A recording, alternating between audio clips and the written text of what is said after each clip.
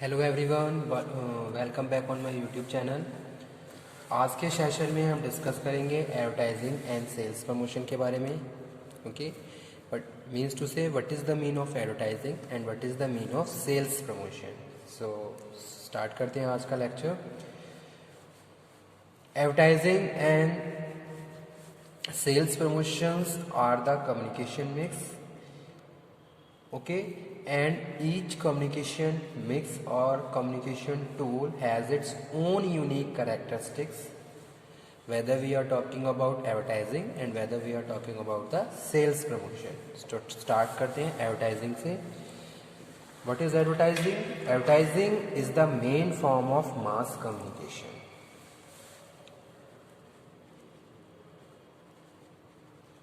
Advertising is main form of mass communication.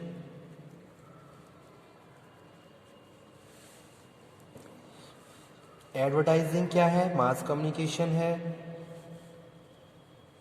Okay, हम क्या कर रहे हैं, एक बार में एक साथ बहुत सारे लोगों को क्या कर रहे हैं, टारगेट कर रहे हैं। जैसे कि एडवर्टाइजिंग में होता है, न्यूज़पेपर में कोई भी ऐड निकला तो एक बार में क्या कर रहे हैं, वो ऐड, वो इन्फॉर्मेशन एक बार में बहुत सारे लोगों को हम कम्युनिकेट कर रहे हैं, उनको कन्वे कर रहे हैं। तो ये क्या है, ये मास कम्युनिकेशन है। Okay, and advertising is a paid form, यानी कि क्या है, paid form of non personal communication है। नॉन पर्सनल कम्युनिकेशन है, यानी कि there is a no face to face communication between the advertiser and the consumer, but it is a paid form. You have to pay certain amount while you are going to publish your any ad with any media. Okay, किसी भी media के through आप कोई भी अपना add करवाना चाहते हैं तो सबसे पहले आपको क्या करना पड़ेगा, यू हैव टू पे। जो भी न्यू एडवर्टाइजिंग एजेंसी है उसको आपको पे करना पड़ेगा। So that's why we are saying it is a paid form of non personal communication. Okay, non personal communication about organization, आप ऑर्गेनाइजेशन के बारे में इंफॉर्मेशन दे रहे हो, and its product and services, और इसके प्रोडक्ट और सर्विसेज के बारे में, प्रोडक्ट एंड सर्विसेज। ओके, सो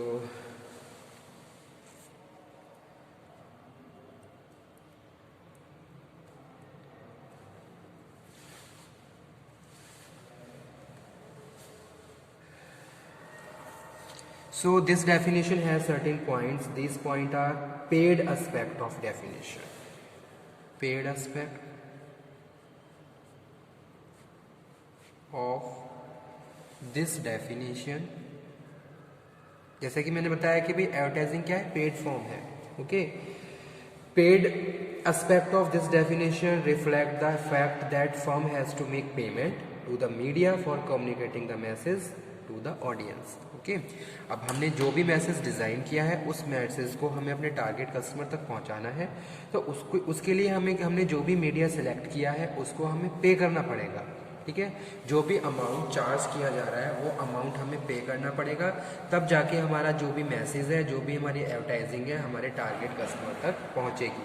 तो वही चीज़ यहाँ पे हम डिस्कस कर रहे हैं। Paid aspect of this definition reflect the fact that the firm has to make payment to the media for communicating its message to the audience which are related to organization, product and services idea।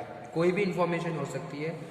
So advertising involve mass media, इसीलिए हम mass media को select करते हैं ताकि हम एक बार में जो भी हमारे नंबर ऑफ टारगेट कस्टमर हैं उनको कवर अप कर सकें और हमारे प्रोडक्ट एंड सर्विसेज से रिलेटेड जो भी इंफॉर्मेशन है, ठीक है, चाहे कोई न्यू प्रोडक्ट है, चाहे कोई एग्जिस्टिंग प्रोडक्ट है, अबाउट प्राइस, क्वालिटी, जो भी इंफॉर्मेशन हमारे प्रोडक्ट एंड सर्विसेज ऑर्गेनाइजेशन से रिलेटेड है, that information we are providing with our target customer. So वही चीज़ क्या है, एडवर्टाइजिंग। ओके, जैसे कि अगर यहाँ पे हम कह रहे हैं मास मीडिया, तो मास मीडिया में इंक्लूड कर रहे हैं जैसे कि टेलीविज़न है।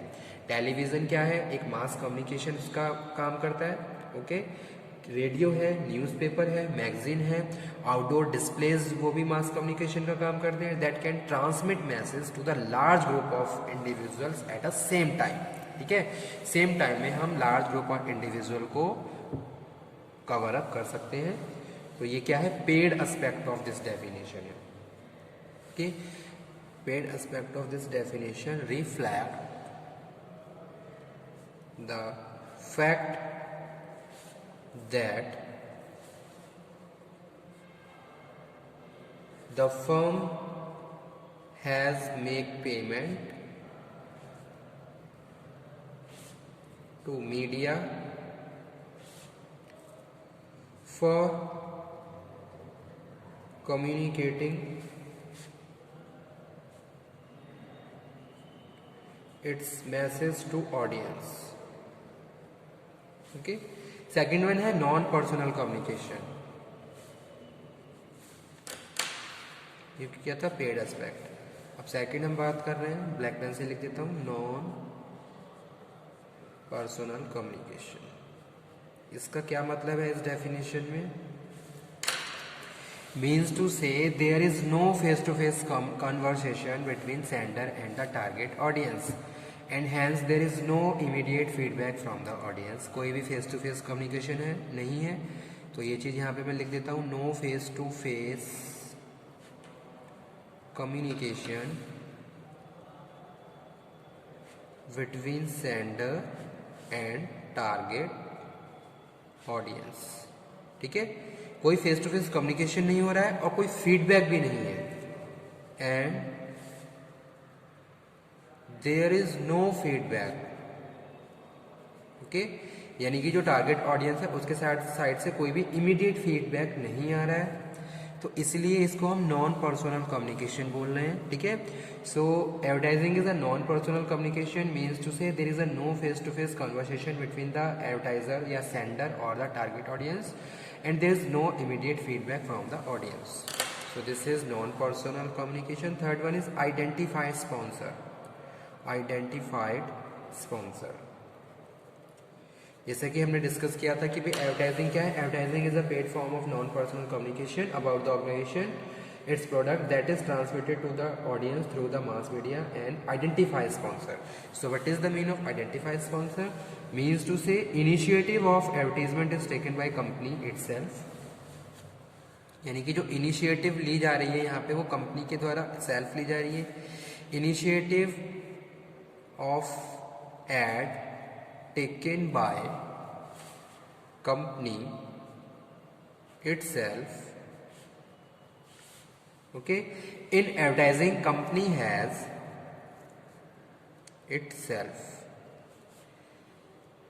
advertising company has full control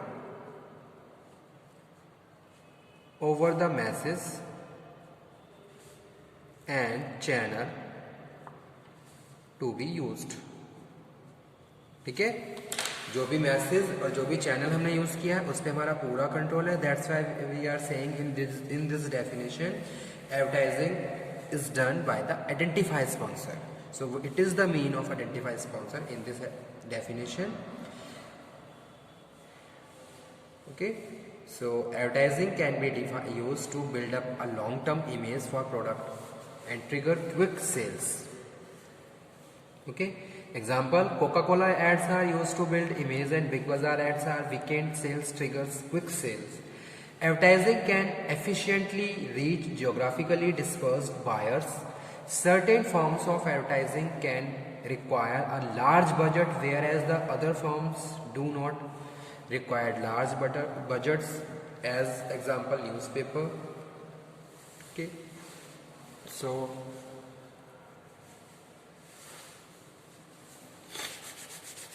this is advertising. Advertising के कैरेक्टरिस्टिक्स क्या होते हैं, advertising characteristics. First one is pervasiveness. Advertising permit the seller to repeat message many times. It also allows the buyer to receive and compare the message of the various competitors, so that it is a pervasiveness in nature. Second है amplified expressiveness. Amplified expressiveness. Advertising provide opportunity for dramatizing company and product through the artful use print, sound and color. So that's why it is a amplified expressiveness. यहाँ पे हम art को भी promote कर रहे हैं, colours, printing, innovation, इस तरीके से अलग अलग तरीके से हम एडवर्टीजमेंट को प्रोसीड करते हैं, जो कि एक एम्पलीफाइड एक्सप्रेसिवनेस का काम करता है, ठीक है। और थर्ड वन है impersonality. Impersonality, the audience does not feel obligated to pay attention to respond to the advertising. Advertising is a monologue with the audience. Okay, so these are the three characteristics: pervasiveness, amplified experience, expressiveness और है impersonality. ठीक है, तो एक तरीके से जो impersonality है, यहाँ पे हम ये कह रहे हैं कि भाई कोई भी ऑडियंस क्या है, ऑब्लिगेटेड नहीं है। Audience does not feel obligated to pay attention. ठीक है भाई, ऐसा नहीं है कि कोई ऐड आ रही है तो वो उसके लिए मैं ऑब्लिगेटेड हूँ, मुझे उसको अटेंशन देनी है। तो वो चीज़ यहाँ पे मैं कह रहा हूँ इम्पर्सनैलिटी। अब इसके बाद नेक्स्ट जो टॉपिक है स्टूडेंट, वो है सेल्स प्रमोशन। सेल्स प्रमोशन क्या होता है?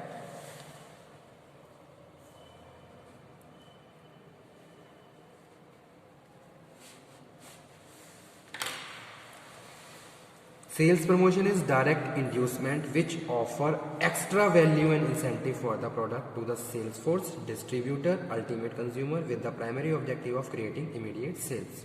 तो सेल्स प्रमोशन में हम हमारा जो मेन फोकस है वो किसके ऊपर है? सेल्स के ऊपर है। You want to increase your sales, so that's why you are communicating with your distributors, sales force, ultimate consumers with the primary objective of creating the immediate sales. Okay, तो इसीलिए यहां पे मैं कह रहा हूं सेल्स प्रमोशन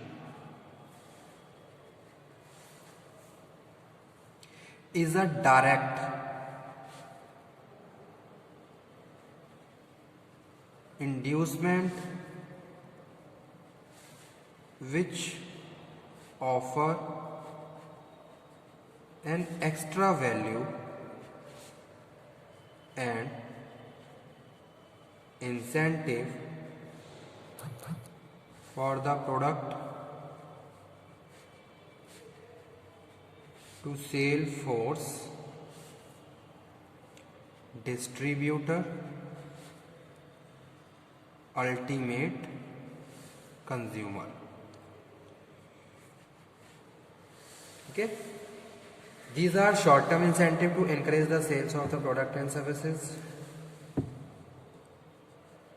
ये क्या होते हैं? शॉर्ट टर्म प्रोग्राम्स होते हैं जो सेल्स को प्रमोट करने के लिए कंडक्ट किए जाते हैं। These are short term incentive to encourage sale of product and services. So company use sales promotion tools such as coupons,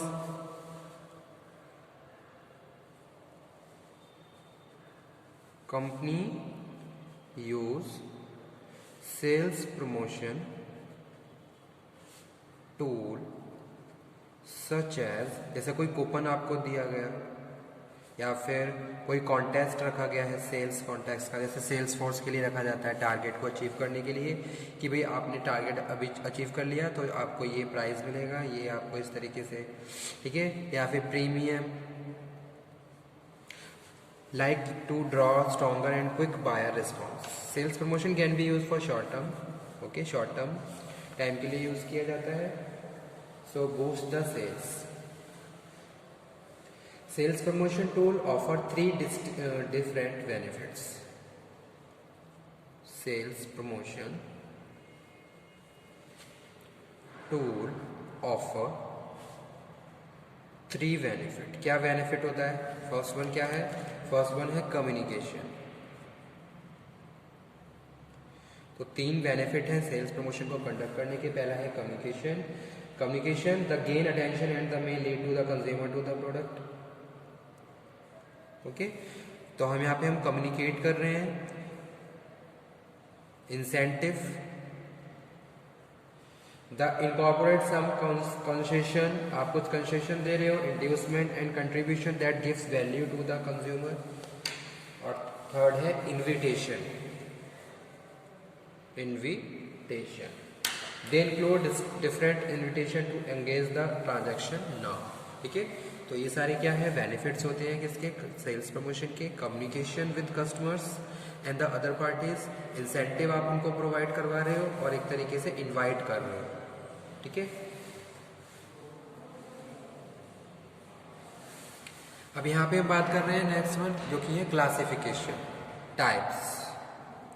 types of sales promotion. तो सेल्स प्रमोशन का क्लासिफिकेशन यहाँ पे जो फर्स्ट वन है that is consumer oriented sales promotion.